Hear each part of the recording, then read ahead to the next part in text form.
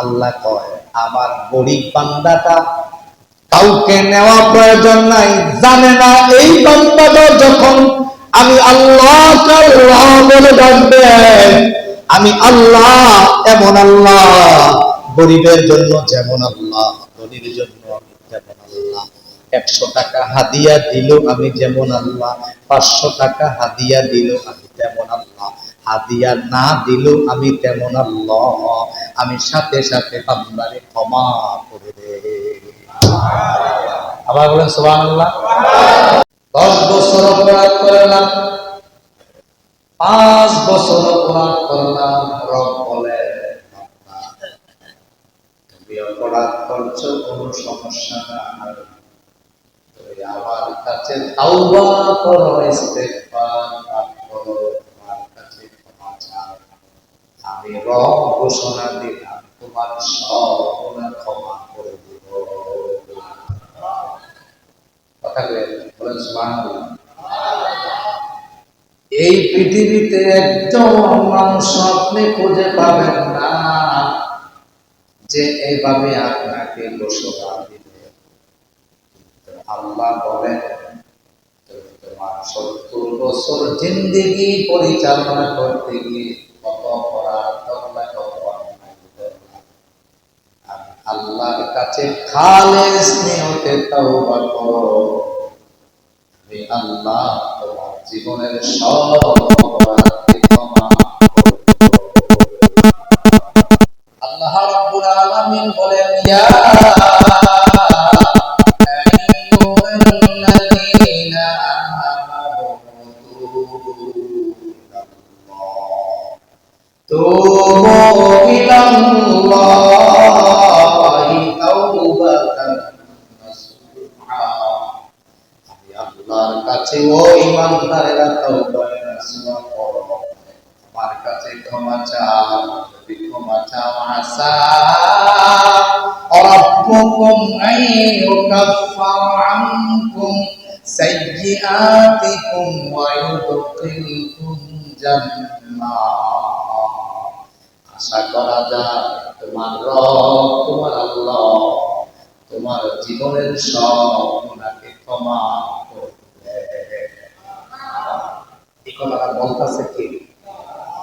আল্লাহ ডাক দিচ্ছে ইয়া আইয়ুহাল্লাযীনা আমানু, ও ঈমানদারেরা, তুবু ইলাল্লাহ, আমি আল্লাহর দিকে ফিরে আসো, আর তাওবাতান নাসুহা, তাওবায়ে নাসুহা করো।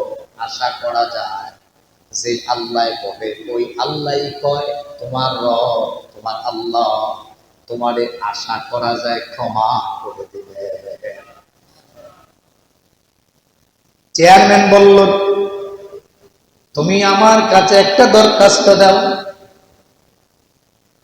অথবা এভাবে বলল চেয়ারম্যানের কাছে একটা তুমি দরখাস্ত দাও, আশা করা যায় তোমার দরখাস্তটা মঞ্জুর করা হবে। আচ্ছা চেয়ারম্যান যদি এই কথা বলে তাইলে কি মঞ্জুর হবে নাকি হবে না? তাইলে বলতেছি কি চেয়ারম্যান?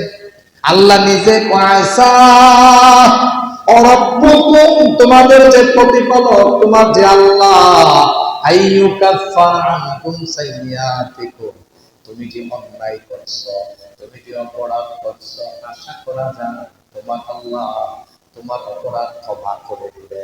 আল্লাহ আমাদের সকলের অপরাধকে ক্ষমা করে দেখ, সকলে বলুন আমিন। এরপর আল্লাহ বলল ওয়ায়ুদখিলকুম জান্নাত, আর আল্লাহ তুমি জানোনি তোমার আল্লাহ ক্ষমাই করব না, তোমারে আল্লাহ জান্নাত দিয়া দিব। তাইলে অপরাধ মাফ করতে চান? সবাই বলেন মাফ করতে চান? তাহলে 1 নম্বরে তাওবা করতে হবে কার কাছে? এখন থেকে সিদ্ধান্ত নিতে হবে আল্লাহ অপরাধ আর করব না, যা করেছি মাফ করে দাও। আল্লাহ বলেন তুমি বান্দা যদি সিদ্ধান্ত দাও আমি আল্লাহ তোমারে মাফ করে দিব। হাবিব কয় রাসূল করিম সাল্লাল্লাহু আলাইহি ওয়াসাল্লাম বলেন কুল্লু বানি আদম খাত্তাউন ওয়া খায়রুল খাত্তাইন আত-তাওয়াবুন। সব বনি আদম কিছু না কিছু পাপ করে, কিছু না কিছু অন্যায় করে। পাপী হচ্ছে সেই পাপী যেই পাপী পাপ করার করার সাথে সাথে আল্লাহর কাছে ক্ষমা চায়। নবীজি আরো বলেন, আত্তাইনু মিনাজ যামবি কামাল্লা যামবা লাহু। তুমি যদি এইভাবে সিদ্ধান্ত নিয়ে যদি আল্লাহর কাছে তাওবা করতে পারো, নবীজি বলেন একজন সদ্য নবজাতক শিশু সন্তান পৃথিবীতে জন্মগ্রহণ করলে তার আমলনামায় যেমন কোনো গুনাহ থাকে না, তোমার আমলনামাও তেমন গুনাহ থাকবে না। সুবহানাল্লাহ। তাইলে গুনাহ ক্ষমা করার, মাফ করার একটি চরম মাধ্যম হচ্ছে, উত্তম একটি মাধ্যম হচ্ছে কি করা? তাওবা। তাওবা করার শর্ত তিনটা। কয়টা? সবাই একসাথে বলে, কয়টা? এক নাম্বার শর্ত হলো অনুতপ্ত হওয়া। অন্যায় করেছি, আল্লাহর কাছে বলা, রব্বুল আলামিন আমি যে কাজটা করলাম, কাজটা নিজে নিজে একটা অনুতপ্ত হওয়া। দুই নাম্বারে ক্ষমা চাওয়া, আল্লাহর কাছে বলা, রব্বুল আলামিন আমাকে ক্ষমা করে দেন, আমি যে অন্যায় করলাম, আমি যে অপরাধ করলাম, আমাদের মেহেরবানি করে ক্ষমা করে দাও। তিন নাম্বারে আর ভবিষ্যতে অপরাধ করব না বলে নিজের মধ্যে একটা প্রতিশ্রুতি আনা, আমি আর অপরাধ করব না। তাইলে শর্ত কয়টা? আবার বলেন কয়টা? এক নাম্বার অনুতপ্ত হওয়া, দুই নাম্বারে ক্ষমা চাওয়া, তিন নাম্বারে ভবিষ্যতে আর অপরাধ করব না বলে নিজের মধ্যে একটা স্বীকৃতি দেওয়া। আল্লাহ আমাদের সকলকে তৌফিক দান করুন। সকলে বলুন আমিন। গুনাহ মুক্ত করতে চান জীবনে? আমি বলেছিলাম কাজ করতে হবে 15টা। কয়টা? সবাই বলে কয়টা? এক নাম্বার কাজ গেল নিজে তাওবা করা। দুই নাম্বারে ক্ষমার আশায় আল্লাহর কাছে বারবার ক্ষমা চাওয়া। বারবার কি চাওয়া? ক্ষমার আশায় আল্লাহর কাছে কি করা? বারবার ক্ষমা চাওয়া। কোন মানুষ যদি দেখবেন বারবার আপনার কাছে একটা জিনিস চায়, তখন আপনি কি করেন? একটা বিরক্ত হয়ে যাচ্ছে, না যা দিয়ে দেন। আমরা দেই না ভাই? একজন ভিক্ষুক যায় না, সে দাঁড়ায় করছে, না ভাই দেন, না ভাই দেন, একবার, দুইবার, তিনবার, পাঁচবার, সাতবার বলতে আছে। সুবহানাল্লাহ। কি করতেছে? সে বলতে আছে, তারা যত মানা করেন কোনো লাভ নাই, সে বারবার চায়। একটা সময় কি করে, যিনি দেবেন না দিয়ে দেবেন, না দিলে যাইতো না, না দিলে কি?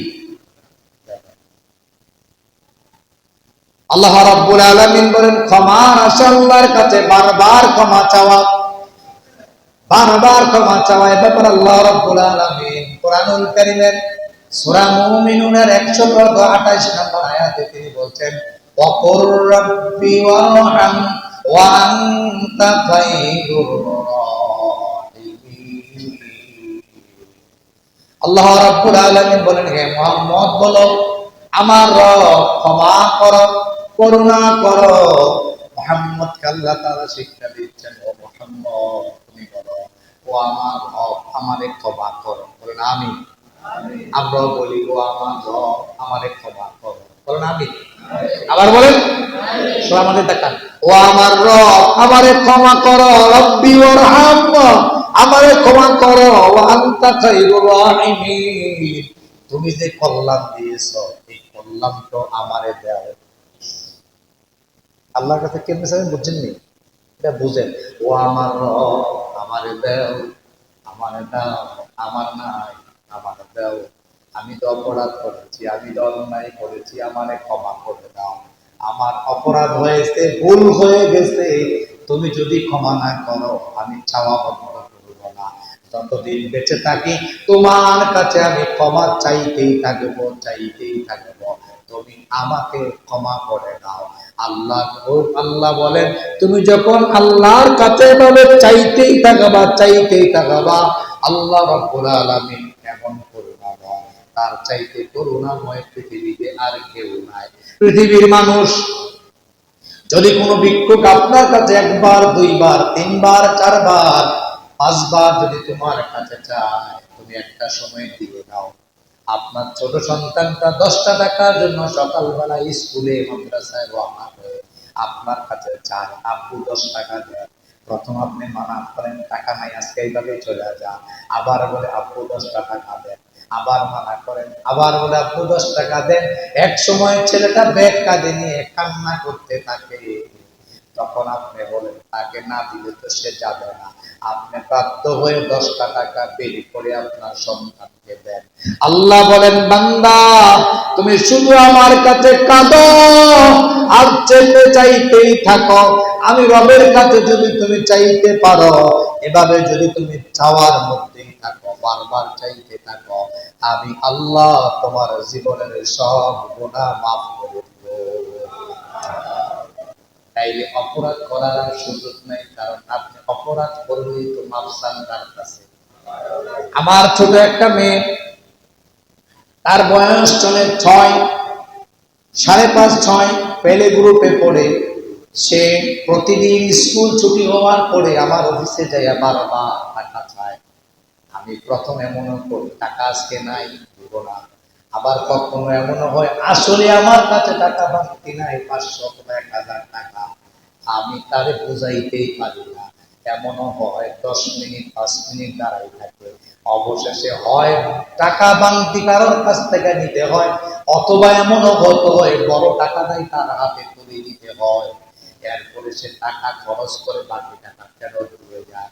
আমি বুঝাতে চাচ্ছি আমার সন্তান 10 মিনিট 12 মিনিট 5 মিনিট দাঁড়িয়ে থাকলে আমি একটা সময় দিতে পারি, আমি একটা সময় দেওয়ার সিদ্ধান্ত নেই। আল্লাহ কয় খায়রুর রাহিমিন, আমি তো আল্লাহ তোমার মতো দয়াবান না, আমি সব দয়া যাদেরকে দিছি তার চাইতে বড় দয়াবান আমি আল্লাহ।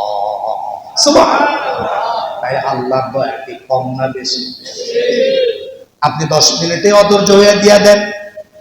আর আল্লাহ কয় আমার বান্দা যখন আমার কাছে বারবার চায়, আমার বান্দা যখন বারবার চায় রব্বি ওরহাম রব্বি ওরহাম রব্বি ওরহাম, আল্লাহ আমারে ক্ষমা করেন, আমারে ক্ষমা করেন, আমার পাপগুলো মোচন করে দেন।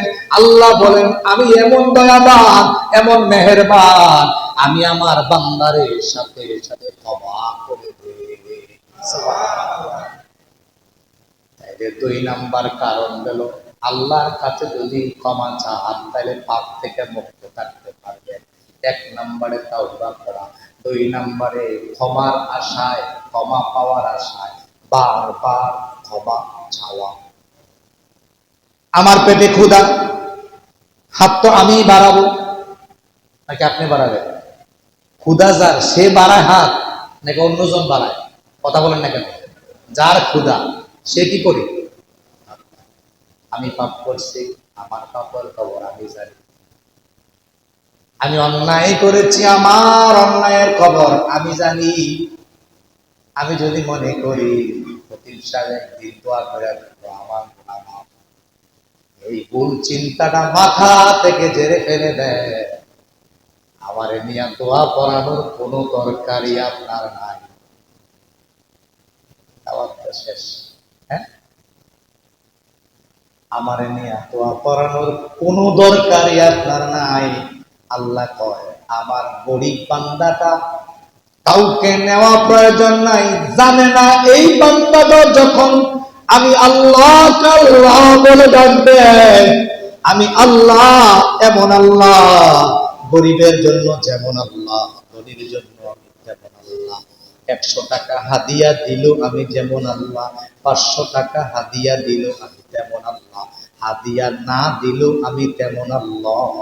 আমি সাথে সাথে বান্দারে ক্ষমা করে দেই। আবার বলেন সুবহানাল্লাহ।